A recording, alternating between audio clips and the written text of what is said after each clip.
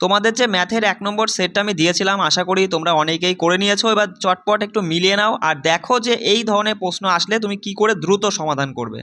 বলো বলো এই প্রথম প্রশ্নটা কি করেছো। দেখো এসব কিন্তু তুমি এই টুকে পরীক্ষার সেন্টারে গিয়ে কিন্তু টোকাটুকির কোনো কাহিনী চলবে না। স্ক্রিনে আসবে, স্ক্রিনে কিন্তু পেন দিয়ে দাগিয়ে দাগিয়ে ওখানেই কিন্তু করে আসতে হবে, ঠিক আছে? সঙ্গে সঙ্গে দেখা মাত্র বলবা 3 3 কেটে বেরিয়ে গেল।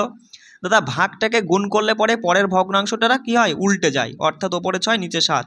তাহলে এই 7 7 কেটে বেরিয়ে গেল, 2 দিয়ে 6কে কাটলে 3, অর্থাৎ 3 যোগ 1/4 এটা সমান 1/x। এক্স এর মান বার করতে বলেছে, এটাকে উল্টে দাও, উল্টে দিলেই তো এক্স চলে আসছে। তাহলে এটা কি হবে, উল্টে দেবা। কি করে উল্টাবা, 3 4 12কে 13, 13/4 মানে 4/13, বুঝলে? অপশান 2 আমাদের সঠিক উত্তর হয়ে গেল। চলো পরের প্রশ্ন দেখো কি করেছো। কি করেছো, কিচ্ছু না। যখনই দেখবা রুটের মধ্যে এইভাবে সংখ্যাগুলো যোগ হতে হতে ইনফিনিটি পর্যন্ত চলেছে, এই সংখ্যাটাকে এমন দুটো সংখ্যায় ভাঙবে যেন গুণ করলে এটা চলে আসে আর বিয়োগ করলে 1 হয়। সঙ্গে সঙ্গে বলবা দাদা 8 আর 9, 8 9 72, গুণ করলে 72, বিয়োগ করলে 1। কি চিহ্নটা কি, চিহ্নটা কি, চিহ্নটা যোগ চিহ্ন, অর্থাৎ বড় সংখ্যাটা উত্তর 9 অ্যান্সার। এখানে যদি এখানে বিয়োগ থাকতো তাহলে আমরা 8 অর্থাৎ ছোট সংখ্যাটা অ্যান্সার নিতাম। পরেরটা বলো, বলছে যদি কট এক্স অর্থাৎ থিটা, কট থিটা সমান যদি এটা হয় তাহলে সেক থিটা প্লাস কোসেক থিটার মান কত। একদম ইজি প্রশ্ন। সঙ্গে সঙ্গে কি বলবা দাদা, কট মানে কি তাই বলো আগে। তুমি বলবা কট মানে হচ্ছে ভূমি, ভূমি বাই লম্ব, তাই তো? তাহলে সঙ্গে সঙ্গে একটা সমকোণী ত্রিভুজ এঁকে নাও। বলো সমকোণী ত্রিভুজে ভূমি, ভূমি কোনটা, ভূমি নিচেরটা। আচ্ছা বুঝতেই পারছো যে ভূমি বাই কট থিটা মানে ভূমি বাই লম্ব। এখানে 5/12 অর্থাৎ 5 হচ্ছে ভূমি আর 12টা হচ্ছে লম্ব। বুঝতে পারলে, ছবি দেখতে হবে না, তুমি বুঝে নাও শুধু। তাহলে বলো ত্রিপ্লেট, ওই ত্রিপ্লেট মাথায় আছে কি? তুমি তো জানোই যে পাইথাগোরাসে যে ত্রিপ্লেট তোমাদের করে দিয়েছিলাম 5 12 13, তাই না? ভূমি যদি 5 হয় বা লম্ব যদি 12 হয় তাহলে মানে অতিভুজ তোমার 13 হতে বাধ্য। এবার বলো সেক থিটার সেক থিটা মানে কি? সেক থিটা মানে অতিভুজ বাই ভূমি। তাহলে অতিভুজ কত, 13, ভূমি 5। আর কোসেক থিটা মানে কত বলো, কোসেক থিটা মানে কি? কোসেক থিটা মানে অতিভুজ বাই লম্ব। অতিভুজ হচ্ছে 13 আর লম্ব হচ্ছে 12। এইটুকু এইটুকু শুধু যোগ করবা। তাহলে বলবা কি দাদা, বলবা 5 বরং 60, নিচে তো 60 আসছে আর ওপরে হবে তোমার 12, 12 13 কত বলো তো, 144 আর এদিকে একটা 12 মানে 156, 156 যোগ এদিকে তোমার হচ্ছে 5 13 65। বলো 156 আর 65 যোগ করো, 15 আর 6 কত, 21, 21 21, 21 আর 5 আর 6 11 মানে 22, মানে 200, 221, 221/60 নিজের মতো করে যোগ করে নিব। অপশান 2 যারা করেছে তোমাদের সঠিক উত্তর। চলো পরেরটা, কিচ্ছু না, কিচ্ছু না। যখনই বলবে একটি দ্রব্যের মূল্য এত পার্সেন্ট, এটা 8%, ঠিক আছে? 8% কমেছে এবং তারপরে 12% বেড়েছে, তাহলে মূল্যের আনুমানিক কার্যকর শতকরা পরিবর্তন কি হয়েছে?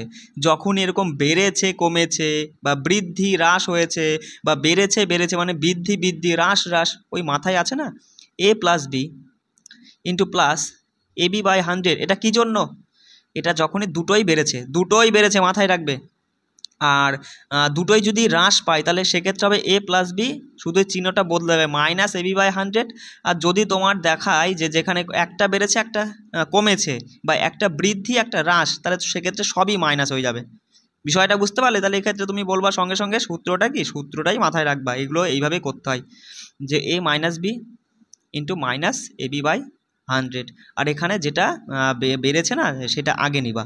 তাহলে এখানে বলবা যে দাদা 12 বিয়োগ 8 বিয়োগ দিয়ে 12 গুণ 8/100, তাই না? 4 দিয়ে কাটলে হচ্ছে 2, 4 দিয়ে কাটলে হচ্ছে 25, তাই না? তাহলে 24/25, 24/25 বিয়োগ এখানে কত থাকছে বলো, বলো কত থাকছে? এখানে 4 থাকছে। আর তুমি তো জানো এইরকম ভগ্নাংশ আসলে বিয়োগ করতে হয় কী করে, এখান থেকে 1 কমিয়ে দিবা 3, আর এখানে এদের পার্থক্যটা উপরে লিখবা, নিচে যা ছিল তাই। 3 পূর্ণ 1/25, 3 পূর্ণ 1/25 মানে বুঝতেই পারছো যে 3-এর পরে 0 পয়েন্ট মানে 0.0, তারপরে 4 5 কিছু একটা হবে, 4 হবে, 4 × 25 = 100। তার মানে অ্যান্সারটা আমাদের আসছে 3.04 এত পার্সেন্ট। কোনটা আনুমানিক বলেছে, কোনটা হবে? অপশান 2। বুঝতে পারলে? ক্যালকুলেশন দ্রুত করতে হয়। বলো বলো একটা সুষম পঞ্চভুজের পরিধি, পঞ্চভুজ মানে 5টা বাহু, একটা বাহু যদি এ ধরো তাহলে পঞ্চভুজ মানে 5f, 5f সমানে যদি 45 হয়, এর মান কত, 9, তাই না? বলছে দেখো একটি নির্বাচনে, ভালো প্রশ্ন, দেখো শর্টকাটে কি করে করবে। বলছে একটা নির্বাচনে দুই প্রার্থীর মধ্যে একজন প্রার্থী মোট বৈধ ভোটের 48% পেয়েছে, 18% ভোট অবৈধ। প্রথমেই বলে যে 18% অবৈধ। যদি মোট ভোটের সংখ্যা এত হয় তাহলে অন্য প্রার্থীর প্রাপ্ত বৈধ ভোটের সংখ্যা কত। সঙ্গে সঙ্গে তুমি দেখবা কি করবা, দেখছো বৈধ মানে মোট ভোট এত মানে 17,500, তাই না। এবার বলছে যে ওরা 18% অবৈধ বাদ, তাহলে কত পার্সেন্ট ভালো থাকছে, ভালো ভোট কত, বলবা 18 চলে গেলে দাদা আমাদের থাকে হচ্ছে কত বলো, 82 থাকে, 82/100 বা 82 100 না লিখে শর্টকাটে 82%। এটা কি ভোট, এটা হচ্ছে বৈধ ভোট। এর মধ্যে একজন পেয়েছে 48%, তাহলে অন্য প্রার্থীর বৈধ ভোট কত, অন্য প্রার্থী কত পাবে বলো, 48 যদি একজন পায় তাহলে এর এর এই যে এইটা তো বৈধ, টোটাল বৈধ ভোট, তার 48% একজন পেয়েছে আর একজন পাবে দাদা 52%। বুঝতে পারলে। চলো এবার কি করবা, সঙ্গে সঙ্গে তুমি ডিজিট সাম অ্যাপ্লাই করে দাও, যেখানে পার্সেন্টেজের কোনো ভ্যালু নেই। সঙ্গে সঙ্গে বলো 7 5 12 আর 13 মানে 4, 4 গুণ 8 আর 2 10, 10 মানে 1 গুণ 5 আর 2 7, বলো 7 × 7 4 7 28, 28 মানে 8 আর 2 এর যোগফল 10, 10 মানে 1। কোথায় অপশান চলে যাও, কোথায় অঙ্কগুলোর যোগফল 1 হচ্ছে দেখো। সঙ্গে সঙ্গে বলবা না এটা তো 5 আর 6 হবে না। বুঝতে পারলে, 5 8 4 থাকছে, এটাও হবে না, এটাও বাদ।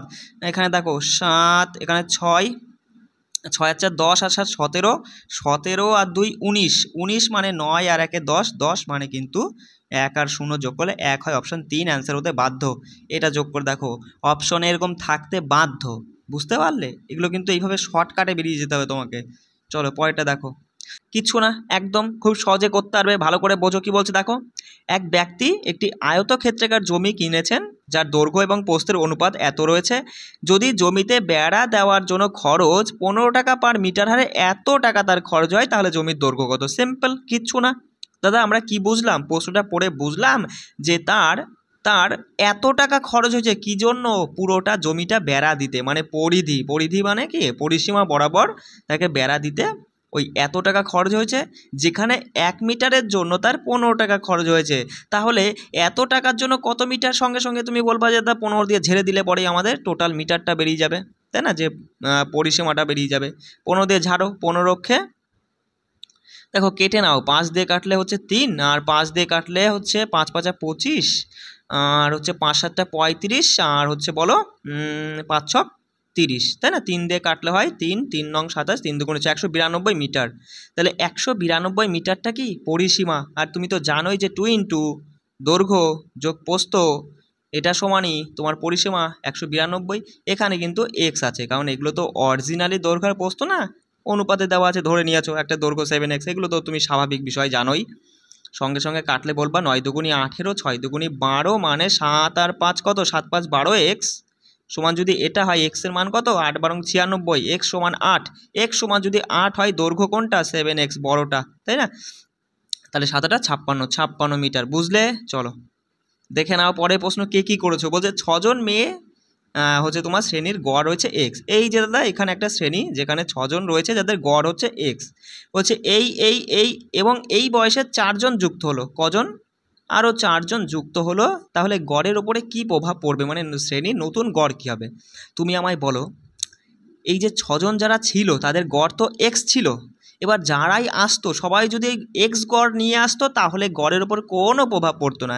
কিন্তু একজন কি করেছে, 2 কম এনেছে, মানে গড়ের থেকে 2 কম এনেছে, একজন 4 বেশি এনেছে, একজন 8 বেশি এনেছে, আর একজন 10 বেশি নিয়ে এসছে, তাহলে টোটালে কী দাঁড়ালো এখানে, তুমি বলবা 10 আর 8 18 আর 4 22, 22 থেকে 2 বেরিয়ে গেলে হয় 20। হ্যাঁ 20 তো হচ্ছে, তার মানে 20 বেশি এনেছে এই 4 জনা, তাহলে গড়ের ওপরেও প্রভাব পড়বে। দেখো এই 20টা টোটাল যে এখন শ্রেণীতে কতজন আছে, নতুন শ্রেণীর কথা বলছি, টোটালে এখন 6 4 10 জন, 10 জনের মধ্যে 20টা তুমি সমানে ভাগ করো, তাহলে কি হবে বলবা, সবার কিন্তু 2 2 করে বাড়বে।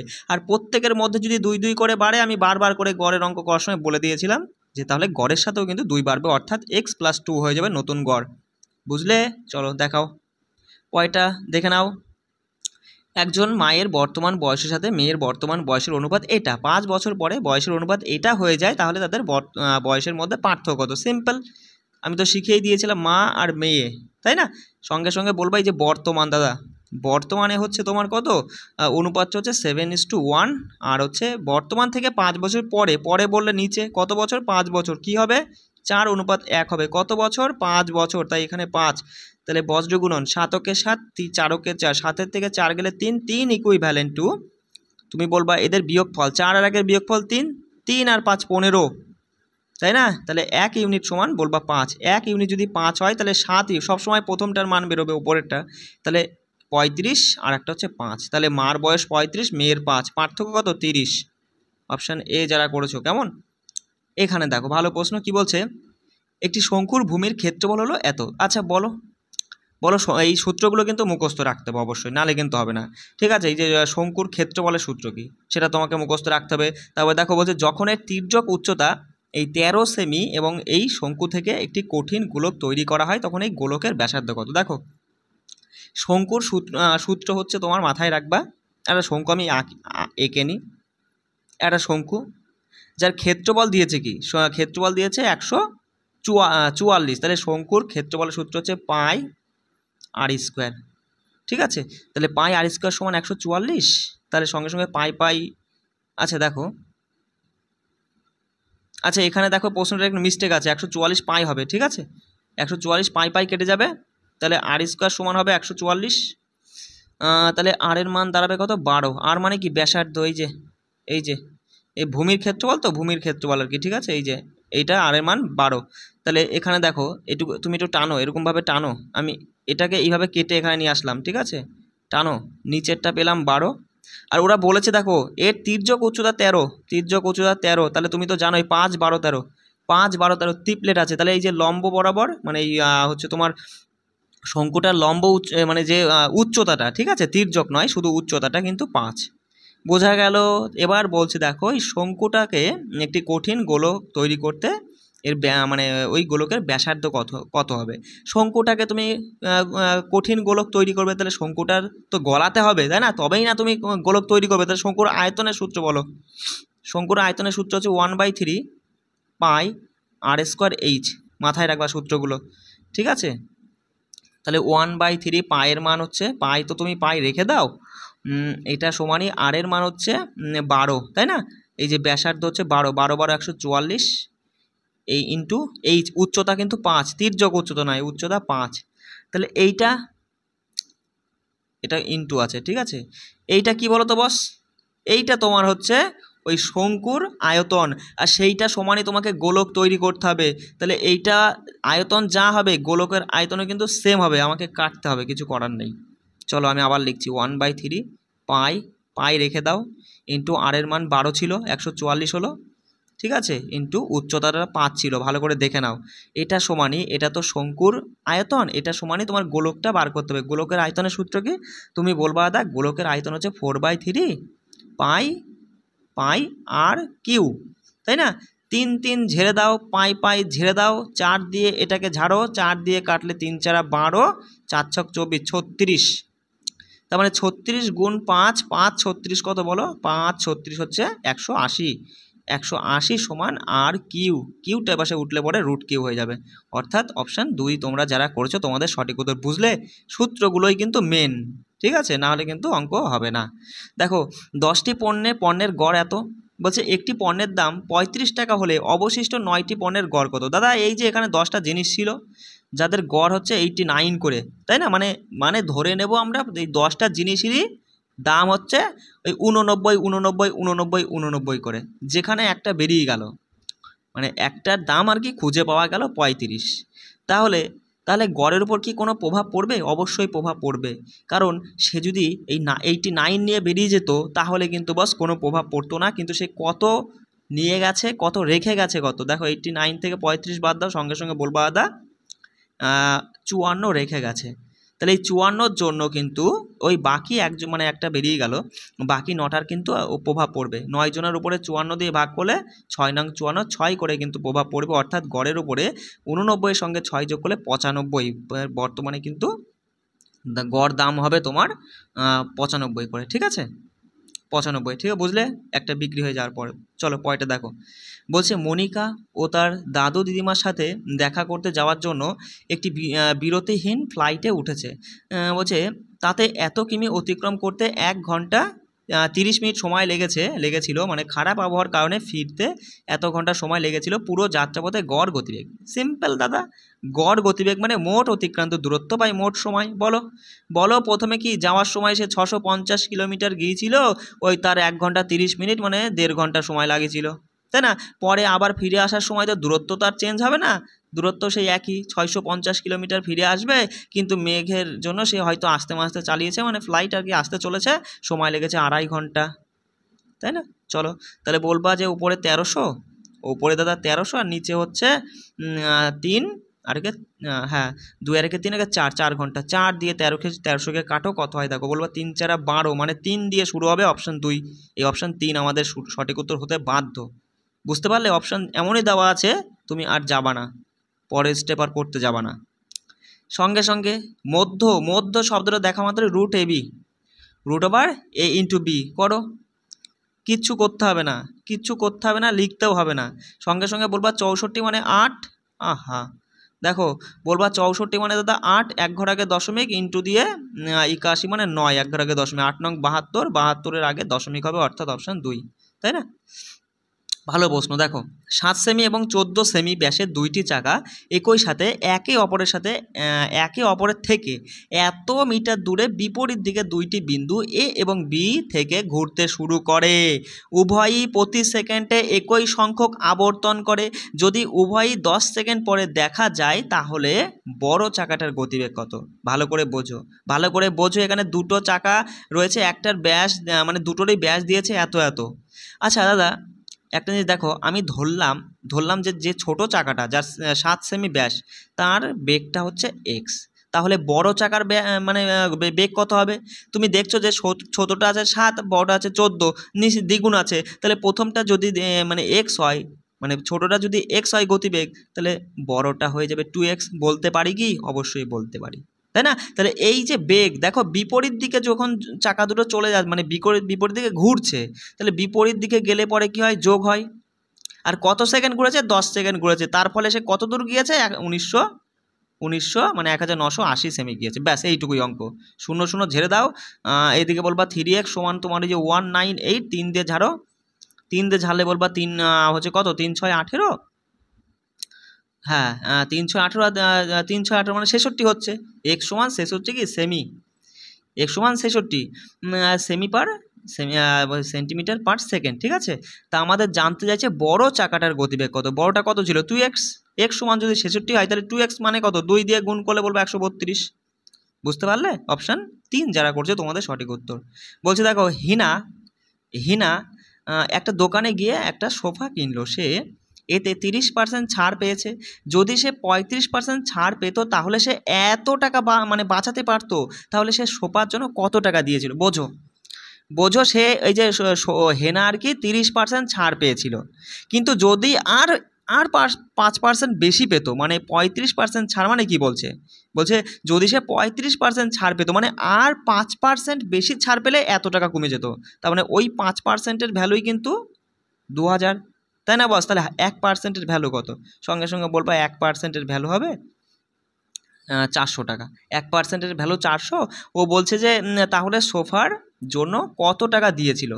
সে দেখো সে কিন্তু 30%-ই ছাড় পেয়েছে, বলছে যদি সে 35 পায় তাহলে কমতো, কিন্তু 30% ছাড় পেয়েছে মানে তাকে সোফাটা কেনার জন্য 70% পয়সা দিতে হয়েছিল, তাহলে 70%-এর মান কত? তাই না? 400টা 28 আছে, মানে অপশান এই আমার মানে এই বলতো তো 1 সঠিক উত্তর। চলো ভালো প্রশ্ন দেখো।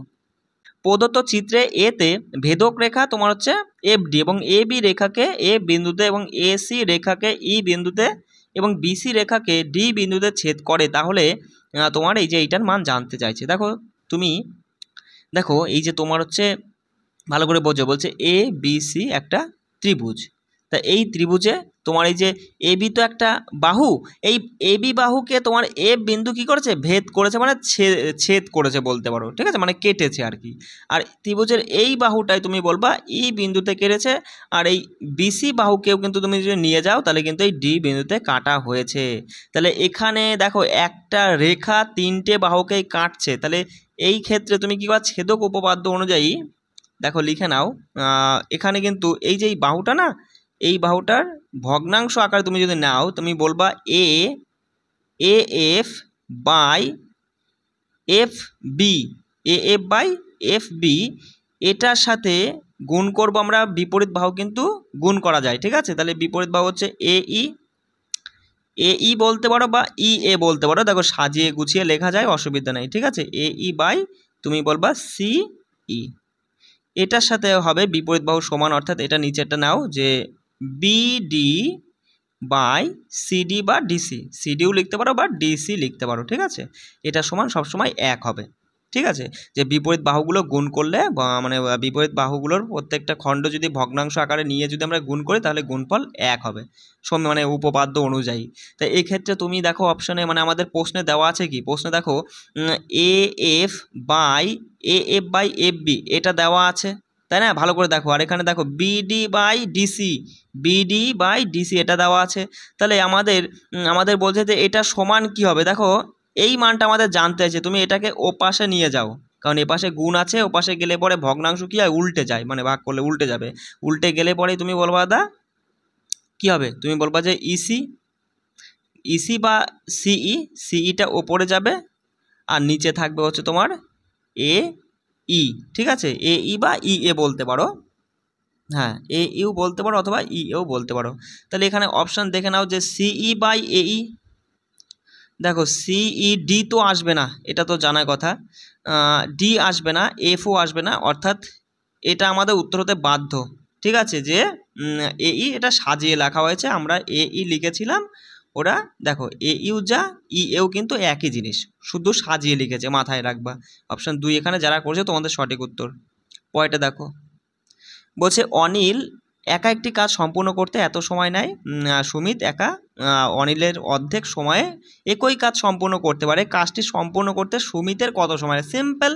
সিম্পল, অনিল একা একটা কাজ যদি মানে 2 ঘন্টা 40 মিনিটে করে, আর সুমিতের ক্ষমতা কি, সে অর্ধেক সময় পুরো কাজটা করে ফেলতে পারে, তাহলে অর্ধেক সময়, তাহলে সেটাই জানতে চাইছে যে সুমিতের কত সময় লেগেছে, অর্ধেক সময় 1 ঘন্টা 20 মিনিট, 1 ঘন্টা 20 মিনিট মানে 80 মিনিট, অপশন 4, বুঝলে। চলো এটা কি করেছো বলো। সঙ্গে সঙ্গে এই প্রশ্ন দেখা মাত্রই তুমি কি করবা, দেখো সঙ্গে সঙ্গে দেখা মাত্র মানে তোমার করণীয় মুক্ত করতে হবে, তাই জন্য তুমি কি করবা, নিচে যেটা আছে এটার অপোজিট মানে বিপরীতটা দিয়ে উপর নিচে গুণ করে দাও, মানে √9 যোগ হবে, মাইনাস আছে যোগ করে দিলাম, বা √8 ওপরেও √9 যোগ √8, তাহলে দেখো এইটার সাথে এইটা গুণ সম্পর্ক, তো দেখো গুণ সম্পর্ক, বলবা দা এ minus B A plus B, অর্থাৎ এ স্কোয়ার মাইনাস বি স্কোয়ার, তাই তো এ স্কোয়ার নিচে কি, এটা কিন্তু নিচে থাকছে, তাহলে দেখো √, আর স্কোয়ার কেটে যায়, √আর স্কোয়ার কেটে যায়, 9 থেকে 8 গেলে 1, নিচে 1 আছে, ও 1 থাকাও যায় না থাকাও তাই, শুধু ওপরে আমাদের কি থাকলো, ওপরে থাকলো √9 যোগ √8, তাহলে 9 মানে তুমি 3 বলবা যোগ, আর 8 মানে বলবা যে 2 বেরিয়ে আসবে, আর শুধু 2 পড়ে থাকবে, 3 যোগ 2√2, 3 প্লাস 2√2, দেখো অপশান 4 যেটা করছো 3 প্লাস 2√2, ঠিক আছে। পরের প্রশ্ন বলছে বার্ষিক 20% সুদে 2 বছরের জন্য চক্রবৃদ্ধি সুদে বিনিয়োগ করা অর্থে সুদ বার্ষিক চক্রবৃদ্ধির তুলনায় অর্ধবার্ষিক চক্রবৃদ্ধি হলে সুদ তোমার এত টাকা বেশি পাওয়া যাচ্ছে, বিনিয়োগকৃত অর্থ কত, কি বলছে দেখো, বলছে যে ওই যদি তুমি বার্ষিকী হিসাবে 20% সুদে 2 বছরের চক্রবৃদ্ধি সুদ যা পাবা, সেইটাই যদি তুমি ওই 20% বার্ষিকীর জায়গায় যদি তুমি অর্ধবার্ষিকী করো, তাহলে নাকি তুমি এত টাকা বেশি সুদ পাচ্ছ, তাহলে তুমি কত টাকা খাটিয়েছিলে সেটাই তোমাকে জানতে চাইছে, বুঝতে পারলে আমার কথা। দেখো আমি এখানে তোমাকে সূত্র মুখস্থ করতে বলবো না, আমি যে কনসেপ্টে তোমাদের এই যে সরল সুদ চক্রবৃদ্ধি সুদ একটা নিয়মে যে আমি পুরো মানে অধ্যায় শিখিয়েছি, সেই নিয়মটাই আমি অ্যাপ্লাই করতে পারবো, সেক্ষেত্রে তোমার এই প্রশ্নে কিন্তু 1 মিনিট সময় লেগে যাবে। সঙ্গে সঙ্গে তুমি বলবা 2 বছর 2টো দাগ, অর্থাৎ প্রথম বছরে তুমি ধরবা কি, আমাদের আসল জানতে চাইছে, অর্থাৎ আসল আমরা ধরে নিলাম যে একটু বড় করেই ধরলাম, যেহেতু বেশি আছে 10,000 টাকা, 10,000-এর 20% সঙ্গে সঙ্গে বলবা 2,000, এখানেও 2,000-এর 20% বলবা 2 দুগুণে 4, 400 টাকা, তাই তো। তাহলে এক্ষেত্রে দেখো, তাহলে এক্ষেত্রে তোমার হচ্ছে সরল সুদ সবসময় একই থাকে, এইটা হচ্ছে সুদের পার্থক্য 400, তাহলে আমরা দেখলাম যে বার্ষিক হিসাবে 400 হচ্ছে আমাদের কি সুদের পার্থক্য, বুঝতে পারলে, বা তুমি পুরোটাই ধরো, না বুঝলে আমি পুরোটাই বলছি, যে 2 2 4,400, 4,400 হচ্ছে সুদ, কেমন।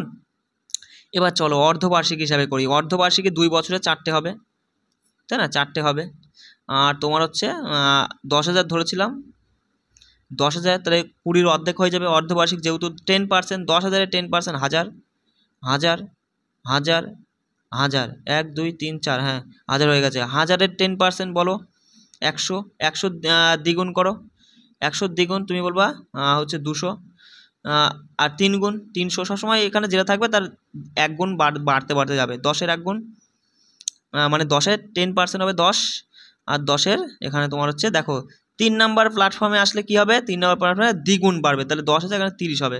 বুঝতে পারলে? তুমি তো এগুলো করে এসেছো যদি আমার কনসেপ্ট দেখে থাকো। তাহলে ওখানে আমরা পেয়েছিলাম 4,400, এখানে 4,000 দেখো বাদ হয়ে যাচ্ছে, তাই না? এইটুকু শুধু যোগ করলে তুমি বুঝতে পারবা। এটুকু ওই জায়গা ছিল 400, আর এই জায়গা কি আসে দেখো 3 আর 4, 400 বাদ দিয়ে দাও, এক্সট্রা বেশি কতটুকু থাকছে 200, 230, আর হচ্ছে 10, 31, আর এই 10-এর আবার 1% বেরোবে 1, মানে 10-এর 10% 1 হয়। তাহলে 230, 40, 41, 241 পার্থক্য দাঁড়াচ্ছে। অনেক হয়তো বুঝলে না, এই জন্য কনসেপ্ট দেখতে হবে। 241 সমানই 482 হলে বুঝতেই পারছো যে এটা সমান যদি এটা হয়, তাই না? মানে এটা আমরা পেয়েছি কত ধরে, যখন 10,000 ধরেছিলাম তখন আমরা মানে সুদের পার্থক্য হিসাবে এটা পেয়েছি, তাহলে কিন্তু অরিজিনালি এটা তার মানে 20,000 হয়ে যাবে, তাই না? স্বাভাবিক ব্যাপার। এবার এইগুলো আমি এটা তোমাদের এই সূত্র করলে কিন্তু আরও তাড়াতাড়ি হতো, ঠিক আছে, কিন্তু সূত্র তো সবসময় মাথায় থাকে না। আমি যে কনসেপ্ট তোমাদের শিখিয়েছি সেইটার উপরেই কিন্তু আমি বললাম। 20টা দেখো, বলছে একজন নির্মাতা একটি বস্তুর ধার্য মূল্যের উপরে এত% ছাড় দেয় এবং একজন খুচরো বিক্রেতা হ্রাসকৃত মূল্যের উপরে তোমার হচ্ছে অধিক এত% ছাড়। দুটোই ছাড় রয়েছে, ছাড় মানে কমেছে, ছাড় দেওয়া মানে কি কমা, তাই না? বাড়ায় তো নেই। তাহলে দুক্ষেত্রেই তোমার কি হবে, সঙ্গে সঙ্গে তুমি বলবা যে এ সমতুল্য ছাড় কি হবে, ওই যে দুটোই কমেছে, অর্থাৎ তুমি বলবা a প্লাস বি, তাই না, মাইনাস AB/100, দুটোই যখন হ্রাস পাবে বা দুটোই যখন কমবে, তাই না, সেক্ষেত্রে মোট কতটা কমবে, তুমি সঙ্গে সঙ্গে বলো যে 25 আর 28 কত, বলো 53, তাই না? বিয়োগ করো 25 ইন্টু 28, আর নিচে কত বলো বস, নিচে হচ্ছে 100, তাই না? 25 দিয়ে কাটলে 4, 4 দিয়ে কাটলে 7, 4 7 28, অর্থাৎ 53 থেকে 7 বেরিয়ে গেলে কথাই বলো, 53 থেকে 7 বেরিয়ে গেলে 46 হয়। অপশান 2 যারা করেছে তোমাদের সঠিক হতে। বুঝলে? চলো দেখো, কিচ্ছু না, একদম ইজি প্রশ্ন। বলছে এক্সের মানের জন্য নিচের তথ্যে থেকে প্রচুরক 27, এক্সকে এমন একটা কিছু নেওয়া হয়েছে যার কারণে এই যে শ্রেণীতে মানে সিরিজে মানে 27 হয়ে গেছে তোমার প্রচুরক শব্দের অর্থ কি, যেটা প্রচুর পরিমাণে আছে। তাহলে দেখো যেটা সব থেকে বেশি আছে সেটাই হচ্ছে প্রচুরক, তাহলে 27 হয়ে যাচ্ছে তোমার প্রচুরক যেহেতু, তাহলে 27কে কিন্তু এই সিরিজে বেশি থাকতে হবে, সবার থেকে 27 বেশি থাকতে হবে। দেখো 1 জায়গা 2 জায়গা 3 জায়গা 27 আছে। আচ্ছা দেখো তো এই 3 জায়গা কি আর অন্য কেউ আছে? দেখো 25 1 জায়গা 2 জায়গা 3 জায়গা আছে। দেখো 26ও তোমার 1 জায়গা 2 জায়গা 3 জায়গা আছে, তাহলে সবই তো 3 মানে 3 জায়গা বলতে কি মানে 3 বার করে আছে, তাহলে এক্স এর মান আমাদের 27 নিতেই হবে, তবেই না সবার থেকে 27 ওপরে উঠে যাবে, অর্থাৎ 87ই সব থেকে বেশি বার আছে আমরা এটা বলতে পারবো এক্সের মান 27 নিলে, তখনই না মানে প্রচুরক 27 হয়ে যাবে। বুঝতে হবে। অপশান 3 আমাদের উত্তর। চলো বলছে জনি একটি বাক্স থেকে সরল সুদে এত টাকা ধার নেয়, 3 বছর পরে সে ব্যাংকে এত টাকা প্রদান করে, ওই পরিমাণটি সম্পূর্ণরূপে ধার করা নীতির অংশ পরিশোধ হিসাবে সামঞ্জস্য করা হয়। ধার নেওয়ার তারিখ থেকে 5 বছর শেষে সে অ্যাকাউন্টটি ঠিক করতে ব্যাংকে এত টাকা প্রদান করে, সুদের হার কত। দেখো ভালো করে বোঝো, জনি কি করেছিল, ব্যাংক থেকে 7,000 টাকা ধার নিয়েছিল, 3 বছর পরে কি করে, 3 বছর পরে সে 4,000 টাকা প্রদান করে। তাহলে 3 বছরে দেখো ভালো করে বোঝো, আমি যদি বলি 3 বছরে সরল সুদ তার কত হয়েছিল, সরল সুদ তো নাই, সুদের হার কত ছিল, সে 4,000 টাকাতে দিল, দেখো সঙ্গে সঙ্গে বলবো 7,000 টাকার 3 বছরে R% সুদের হারে, ঠিক আছে, R% সুদের হারে সে হচ্ছে ইন্টারেস্ট কত দিয়েছে, মানে সুদ কত দিয়েছে সেটা আগে বার করো। হ্যাঁ তুমি সুদই বার করো, সঙ্গে সঙ্গে বলা 2 শূন্য ঝেড়ে দাও, 3 7 21, অর্থাৎ 210 আর সুদ কত ছিল 210 আর। কারণ আমরা সুদ কেন বার করছি বলো তো বস, কারণ এখানে দেখো, এখানে তুমি একটা জিনিস বোঝো, টোটালে বলছে যে 5 বছর শেষেতে অ্যাকাউন্ট ঠিক করতে ব্যাংকে তাকে এত টাকা দিতে হয়েছিল। ওই 4,000 দিয়েছিল, পরে আবার 4,350 টাকা দিয়েছে। তাহলে কত বেশি দিয়েছে? তুমি বলবা 4 4 8,350, তার মানে 7,000 নিয়েছিল, 8,350 দিলে 1,350 টাকা সুদ দিতে হয়েছে। ওই জন্য আমরা কিন্তু সুদ বার করছি পার্সেন্টেজটা রেখে দিয়েই। বোঝা গেল? দেখো এগুলো কিন্তু বোঝার বিষয় আছে। প্রথম 3 বছর গেল, দেখো টোটালে 5 বছরে সে অ্যাকাউন্টটা ঠিক করেছে, সুদ পুদ দিয়ে একদম পুরোপুরি ক্লিয়ার করে ফেলেছে। তাহলে পরের 2 বছরে তার কত সুদ দিতে হয়েছে? দেখো I=PTR/100, জানোই তো ওই 7,000 টাকারই। দেখো 1 মিনিট, এখানে 7,000 হবে না, 4,000 দিয়ে দিয়েছে, কমিয়ে ফেলেছে। তাহলে বাকি থাকলো 7-এর মধ্যে 4 গেলে 3,000 টাকার, 3,000 টাকার তোমার হচ্ছে 2 বছরে আর পার্সেন্ট হারে সুদ কত হবে? দুটো শূন্য ঝেড়ে দাও, 3 দুগুণে 6 মানে 60 আর। তাহলে প্রথম 3 বছরে সে ওই তোমার কি দিয়েছিল? সুদ দিয়েছিল 210 আর পরের 2 বছরে সুদ দিয়েছিল 60 আর। টোটালে মিলিয়ে বলবা 270 আর সে সুদ দেয়। বুঝলে? 270 আর সুদ দেয়, সেইটা সমানে 1350। কারণ আমরা এটা কি করে পেলাম? এটা কিন্তু তুমি বুঝেই গেছো, বার করে পেয়েছি। 0 0 ঝেড়ে দাও, 27 দিয়ে থেকে কাটো, আর এর মান বেরিয়ে যাবে। আর মানে পার্সেন্টেজ, তাই না? বুঝতে পারছো? সঙ্গে সঙ্গে বলবো দাদা 5 দিয়ে দাও, 27 দিয়ে কত হয় বলো? 5 7 35, 5 হতে বাধ্য, কারণ একমাত্র 7-এর সাথে 5 গুণ করলে ইউনিটে 5 আসে, আর অন্য কিছু হতেই পারে না, তাই না? চলো, বলছে নিচের পাই চার্ট 7টি গ্রামের জনসংখ্যা দেখানো হয়েছে। সমস্ত গ্রামে মোট জনসংখ্যা তোমার ওই 50,000। ডি গ্রামের জনসংখ্যা কত? ডিতে কত শতাংশ? 17%। পুরোটা হয় 100%, তার মধ্যে 100% থাকলে 100। আর একটা বৃত্ত যদি তোমার পার্সেন্টেজ না দেয়, যদি বৃত্ত দেয়, তাহলে কিন্তু সেটা হচ্ছে ডিগ্রি দিলে পরে 360 ডিগ্রিতে সম্পূর্ণটা হতো। বুঝতে পারলে? এখানে 17% বলবা দাদা, 17% এর মান জানতে চাইছে, তাই না? যেখানে 100% যদি তোমার হচ্ছে কত, 100%-এর মান তোমার 50,000 হয়, ঠিক আছে? তাহলে 1%, এগুলো সিম্পল অঙ্ক, তুমি তো জানোই। মানে জাস্ট কি হবে, শুধু 17 দিয়ে 5 17 কত, 85, আর দুটো শূন্য, 85-র পরে দুটো শূন্য, অপশন 3। চলো, এটা কে কি করেছে বলো। বলছে দেখো 52টি তাসের একটি প্যাক থেকে একটি তাস টানা হয়েছে। 52টি তাসের মধ্যে প্রতিটি টানার সম্ভাবনা সমান, মানে প্রতিটি সমানভাবে টানা যাবে। টানা তাসটির একটি লাল মুখ যুক্ত তাস হওয়ার সম্ভাবনা কত? দেখো ওই একটা তাসের যে সেট, ওই তাসের সেটের মধ্যে লাল মুখযুক্ত তাস কতগুলো আছে? তুমি বলবা রুইতন আর হরতন, তাই না? ওই তোমার স্প্রেড আর চিরে বাদ দাও, মানে রুইতনের মধ্যে দেখবা 3টে লাল তাস আছে, মানে লাল মাথাযুক্ত তাস, একটাকে বলা হয় বিবি সাহেব আর কি গোলাম। আর ওই হরতনের মধ্যেও কিন্তু 3টে লাল তাস আছে, বিবি সাহেব গোলাম। তাহলে টোটালে 6টা আছে। তাহলে তুমি কতবার টানার সম্ভাবনা রয়েছে? তোমার 52টা তাসের মধ্যে তুমি 6বার টেনে ওই তোমার ওই লাল মুকালা তাস পাইতে পারো। বুঝতে পারলে? ব্যাস, কেটে দাও। তাহলে 3 দিয়ে, আচ্ছা 3 দিয়ে তো যাচ্ছে না, 2 দিয়ে কাটো।